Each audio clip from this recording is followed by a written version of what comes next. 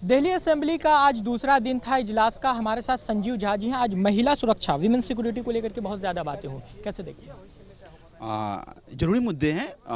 पिछली केंद्र सरकार ने इसको बड़े बड़े होर्डिंग्स में कहा था कि बहुत हुआ महिलाओं पे अत्याचार, अब की बार मोदी सरकार, लेकिन उसके बाद महिलाओं पे 27% क्राइम के रेट बढ़े हैं। चाहे एव टीजिंग हो, चाहे रेप की घटना हो, चाहे मॉलेस्टेशन हो, ये सारे बढ़ा है।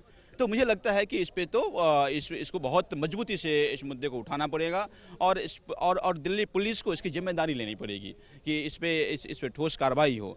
तो आज बिल्कुल मजबूती से उठा गया, हम सब लोग साथ थे इसके। आम आदमी पार्टी के तकरीबन तमाम मेंबरान असेंबली ने इसी एक मुद्दे पर चर्चा की कि किसी तरीके से कमिश्नर को जो है वो तलब किया जाए असेंबली में। लेकिन और जो एलजी का जो पूरी स्पीच थी उस पर डिस्कशन बहुत ज्यादा देखने को नहीं मिला, खासतौर से आम आदमी पार्टी के जो मेंबरान असेंबली उनकी जानिब से।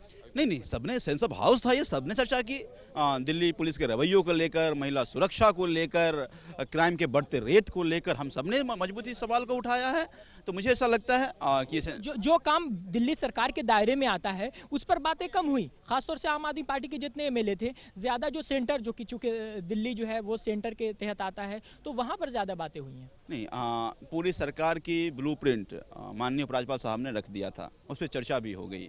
लेकिन ये बड़े संगीन विषय हैं। आज पुलिस के जो रवैये हैं जनता के प्रति, इसको मजबूती से उठाने की जरूरत थी और इसीलिए हमने भी उठाया और बाकी माननीय सदस्यों ने भी इस मुद्दे को उठाया। विपक्ष का कहना है कि एरोगेंट हो गई है आम आदमी पार्टी की सरकार। कुछ तो कहेंगे, उनका काम है कहना, है ना, तो कुछ तो कहेंगे वो।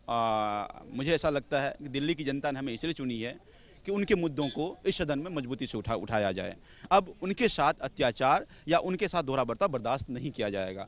तो हम लोग इसीलिए आए हैं और इस मुद्दे को जब सदन होगा, जब जरूरत पड़ेगी, मजबूती से उठाते रहेंगे। जिनको जो कहना है वो कहते रहें। अरविंद केजरीवाल ने आज नई बात की, एक नया तजुर्बा करने की बात की कि 5 या 10 असेंबली में वो तजुर्बा किया जाएगा कि मोहल्ला सभा से बजट तैयार होगा, क्या काम वहां चाहिए, और उसके बाद वो एमएलए के पास जाएगा, उसके बाद सदन में आएगा।